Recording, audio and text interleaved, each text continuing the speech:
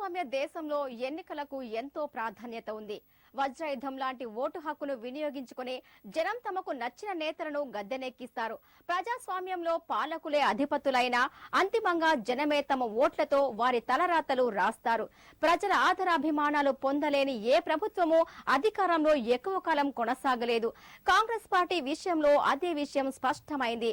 2013వ సంవత్సరంలో దేశంలో జరిగిన ఎన్నికలు పార్టీల గెలుపోటములపై ప్రత్యేక కథనం.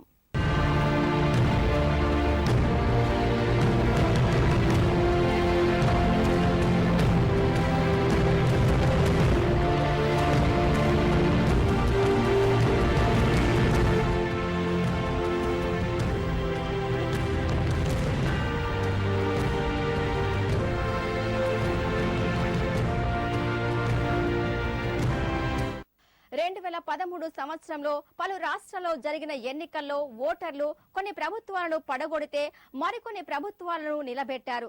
ప్రజా సంక్షేమం కోసం పాటుపడుతున్న ప్రభుత్వాలను ఎప్పటిలానే ఓటు వేసి గెలిపిస్తే అటు ప్రజా వ్యతిరేక కార్యక్రమాలు చేపడుతున్న ప్రభుత్వాలకు తమ ఓటుతో బుద్ధి చెప్పి గద్దెదించారు.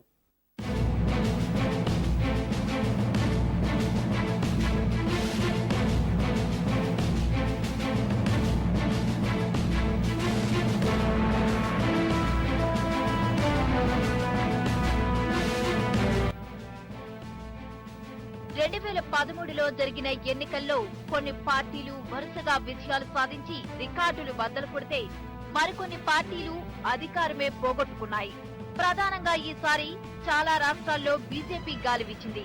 కొన్ని రాష్ట్రాల్లో వరుసగా అధికారాన్ని నిలబెట్టుకున్న కమలనాథులు మరికొన్ని రాష్ట్రాల్లో కాంగ్రెస్ పార్టీని పడగొట్టి గద్దెనెక్కారు.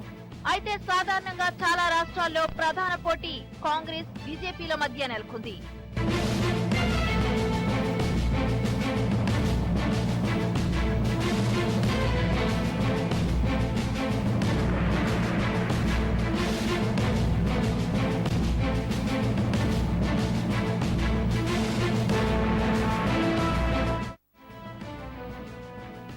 ఈసారి ఎన్నికల్లో కాంగ్రెస్ బీజేపీలకు తప్ప మిగతా ఏ పార్టీలు ఆశించిన స్థాయిలో ఫలితాలు రాబట్టలేకపోయాయి. పార్టీ ప్రచారాల్లో విమర్శల పర్వం, ధన ప్రవాహం మోతాదు కొంచెం ఎక్కువనే చెప్పాలి. ఇక పార్టీలు ఎన్నికల వాగ్దానాలకు అంతే లేకుండా పోయింది. ఈ ఎన్నికల వాగ్దానాలు ప్రజలను మభ్యపెట్టడానికా లేక నిజంగానే అమలు పరుస్తాయా అనేది మున్ముందు చూడాల్సి ఉంది. అటు ఓటర్లు మాత్రం నాయకుల మాటలు నమ్మి తమ విలువైన ఓటును 5 ఏళ్ల పాటు వారికి అంకితం చేశారు.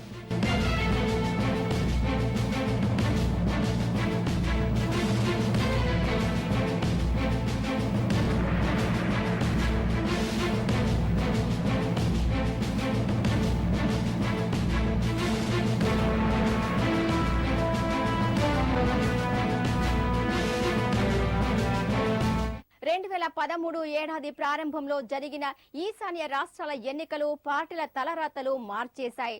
త్రిపుర, మేఘాలయ, నాగాలాండ్ లాంటి రాష్ట్రాల్లో పాతకాలపు పార్టీలే మళ్లీ అధికారంలోకి వచ్చాయి.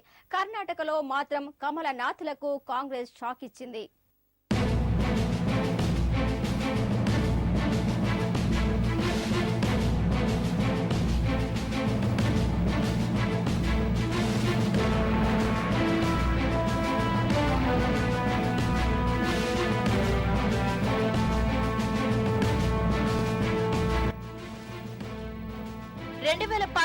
ఫిబ్రవరిలో ఈశాన్య రాష్ట్రాలు త్రిపుర, మేఘాలయ, నాగాలాండ్ ఎన్నికలు జరిగాయి.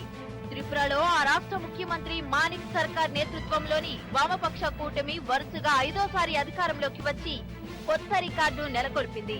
అయితే వామపక్ష కూటమి అధికారంలోకి రావడం ఇది 7వ 60 స్థానాలు గల త్రిపుర అసెంబ్లీలో సిపిఎం 49 సీట్లు గెలుచుకుని ప్రభంజనం సృష్టించింది.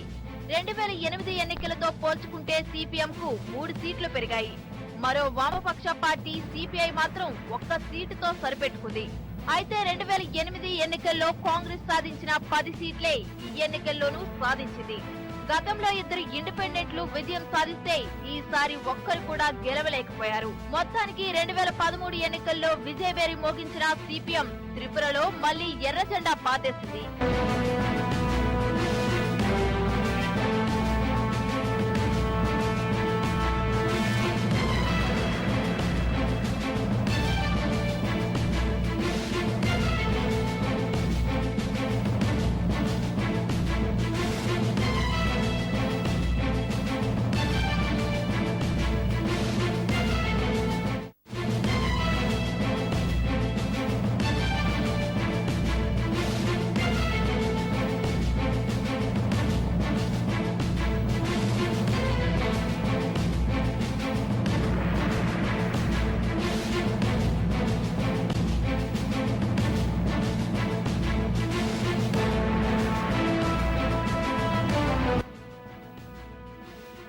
నాగాలాండ్ లోనూ ఇలాంటి ఫలితాలే కనిపించాయి. నాగాలాండ్ పీపుల్స్ ఫ్రంట్ మళ్లీ విజయం సాధించింది. 60 సీట్ల అసెంబ్లీలో ఎన్పీఎఫ్ ఈసారి 38 సీట్లు దక్కించుకుంది. 2008 ఎన్నికల కంటే ఈసారి 12 సీట్లు ఎక్కువ వచ్చాయి. అయితే కాంగ్రెస్ కు మాత్రం శృంగభంగం తప్పలేదు. గత ఎన్నికల్లో 24 స్థానాలు గెలుచుకున్న కాంగ్రెస్ ఈసారి 8 సీట్లకు పరిమితమైంది. బీజేపీ గతంలో ఉన్న 2 సీట్లను కూడా కోల్పోయింది. అయితే గత ఎన్నికల్లో 1 సీటు కూడా దక్కించుకొని ఎన్సీపీ ఈసారి 4 సీట్లు దక్కించుకోవడం విశేషం. అటు ఇండిపెండెంట్లు కూడా బాగానే దూసుకెళ్లారు. మొత్తం 9 మంది విజయం సాధించారు.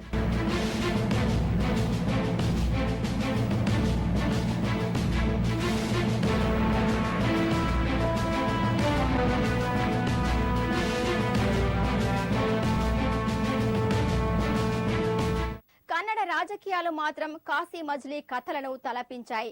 కర్ణాటకలో తిరుగులేని కమలనాథులకు ఈసారి ఓటమి తప్పలేదు. ఆ రాష్ట్రంలో మొన్నటి వరకు ప్రతిపక్ష పాత్ర పోషించిన కాంగ్రెస్ పార్టీని కన్నడీయులు గద్దెనెక్కించారు. నేతల మధ్య వర్గపోరు, అవినీతే బీజేపీ అపజయం పాలు కావడానికి ప్రధాన కారణాలుగా మారాయి.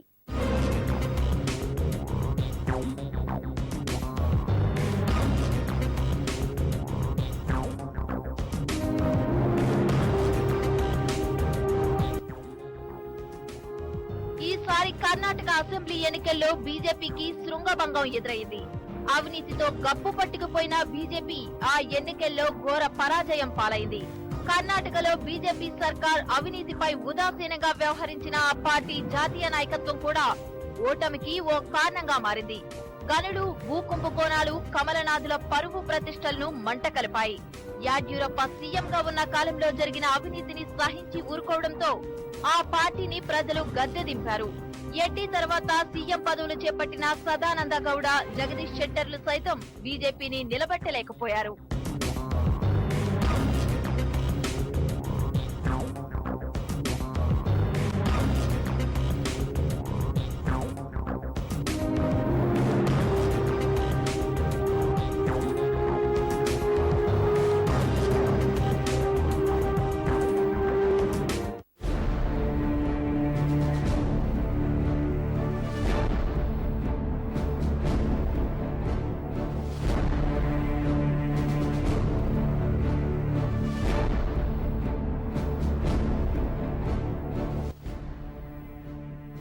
కర్ణాటక అసెంబ్లీలో మొత్తం 223 అసెంబ్లీ స్థానాలుంటే అందులో 122 స్థానాలు హస్తగతమయ్యాయి.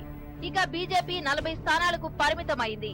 అటు జేడీఎస్ కూడా 40 స్థానాలు సాధించింది. ఇక బీజేపీ నుంచి బయటకొచ్చి కర్ణాటక జనతా పార్టీ స్థాపించిన ఎడ్డీకి షాక్ తగిలింది. కేజీపీ 7 స్థానాలే దక్కించుకుంది.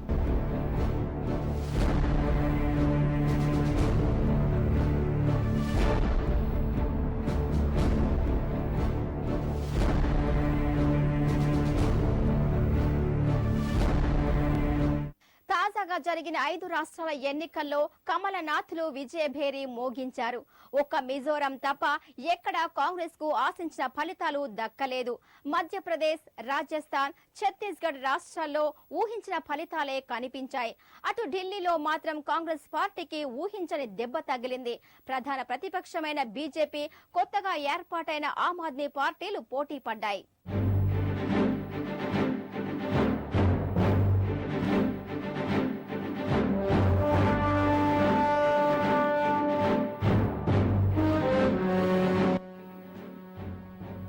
మధ్యప్రదేశ్ లో శివరాజ్ సింగ్ చౌహాన్ హ్యాట్రిక్ సాధించారు. వరుసగా 3వ బీజేపీని గెలిపించిన చౌహాన్ నరేంద్ర మోడీ సరసన నిలిచారు. 230 స్థానాలున్న మధ్యప్రదేశ్ లో 165 స్థానాలతో బీజేపీ జెండా పాతింది. ముఠా కుమ్ములాటలు, వర్గపోరుతో కాంగ్రెస్ పార్టీ 58 స్థానాలకే పరిమితమైంది. అయితే ఎన్నికల్లో కేంద్ర మంత్రి జ్యోతిరాదిత్య ఇమేజ్ పనిచేయలేదు. ముఖ్యంగా ఆయనకు సీనియర్ నేతలు సహకరించలేదన్న విమర్శలు వినిపించాయి. అలాగే పార్టీ టికెట్లను కేంద్ర మంత్రులు తమ అనుయాయులకు ఇప్పించుకోవడంతో ఆశించి భంగపడ్డారు. పార్టీకి వ్యతిరేక ప్రచారం చేశారు. ఇవే ప్రధానంగా ఇక్కడ కాంగ్రెస్ ఓటమికి కారణమయ్యాయి. మరోవైపు చౌహాన్ అభివృద్ధి మంత్రం, ఆయనకున్న ప్రజాదరణ బీజేపీ గెలుపునకు పునాదులు వేశాయి.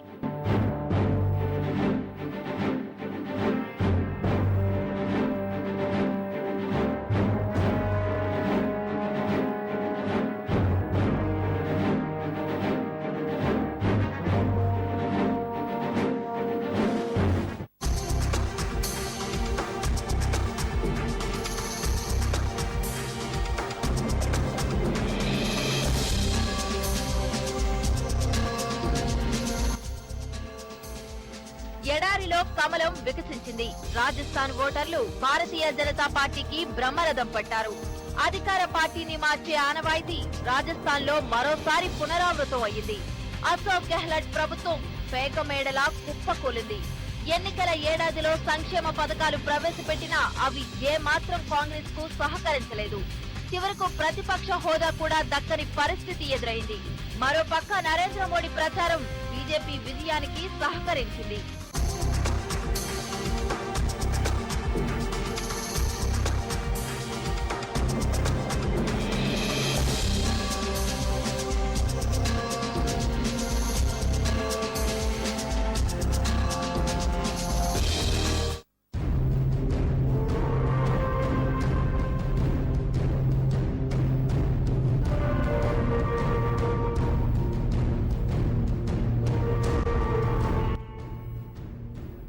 నూట 19 అసెంబ్లీ స్థానాల్లో 162 స్థానాలు గెలుచుకుని కమలం విజయడంకా మోగించింది.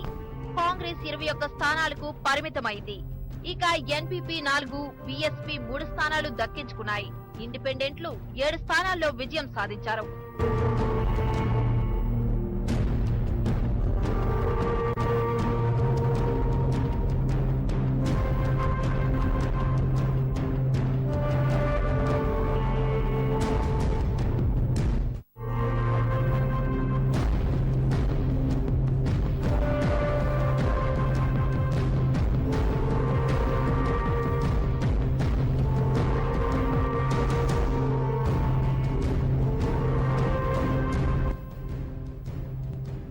ఛత్తీస్గఢ్ లో రమణ్ సింగ్ సర్కార్ హ్యాట్రిక్ కొట్టింది. బీజేపీ వరుసగా 3వసారి గెలిచి ప్రభుత్వాన్ని నెలకొల్పింది. ప్రజా సంక్షేమ పథకాలతో రమణ్ సింగ్ ప్రభుత్వం ప్రజలకు దగ్గరయింది. అదే బీజేపీకి శ్రీరామ రక్షగా మారింది. అయితే కాంగ్రెస్ పార్టీకి ఆశించిన ఫలితాలు వచ్చాయి. మొత్తం 90 అసెంబ్లీ స్థానాలు గల ఛత్తీస్గఢ్ లో బీజేపీకి 49 స్థానాలొస్తే కాంగ్రెస్ కు 39 స్థానాలొచ్చాయి.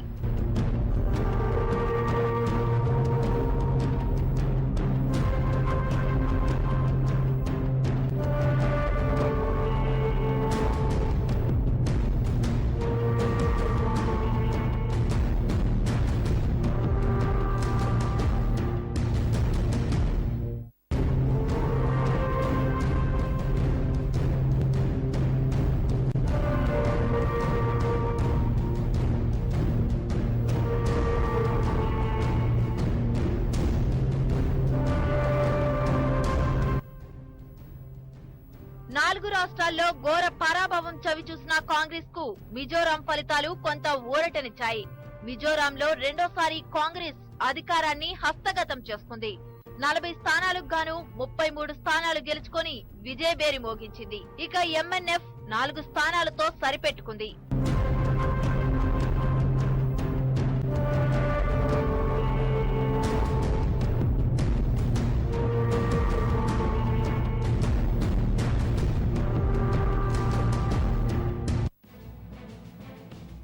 నాలుగు రాష్ట్రాల ఎన్నికల ఫలితాలు పక్కన పెడితే ఢిల్లీలో మాత్రం ఉత్కంఠ రేపే ఫలితాలు వెలువడ్డాయి. 3 పర్యాయాలు ఢిల్లీలో అధికార పీఠాన్ని దక్కించుకున్న కాంగ్రెస్ కు ఊహించని ఎదురు దెబ్బ తగిలింది. 4వసారి అధికారం చేపడతానని అనుకున్న షీలా ఆశలు అడియాసలయ్యాయి. గత 2 ఏళ్లలో ఢిల్లీలో చోటు చేసుకున్న పరిణామాలు, యూపీఏపై ఉన్న వ్యతిరేకత ఢిల్లీలో కాంగ్రెస్ కు ఓటమికి కారణాలయ్యాయి. ఇదిలా ఉంటే కాంగ్రెస్ అవినీతే ప్రధాన ప్రచారాస్త్రంగా వాడుకున్న కొత్త పార్టీ ఆమ్ ఆద్మీ మంచి ఫలితాలు సాధించింది.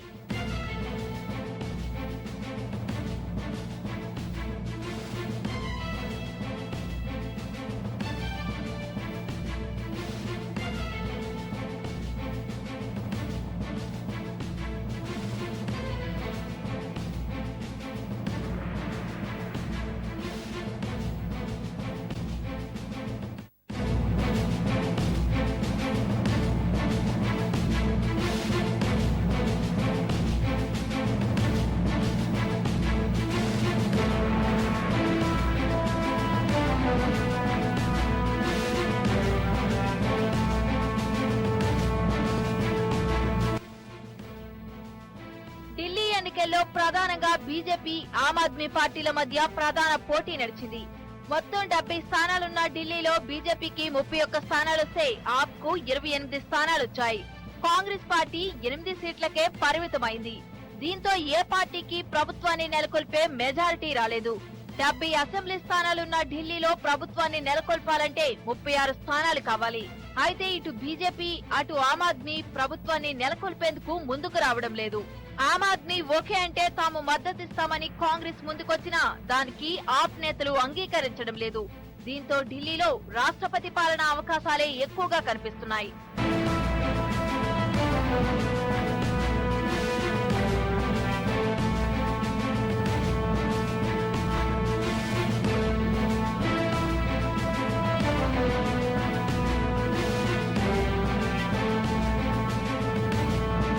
కార్యక్రమంలో చిన్న విరామం.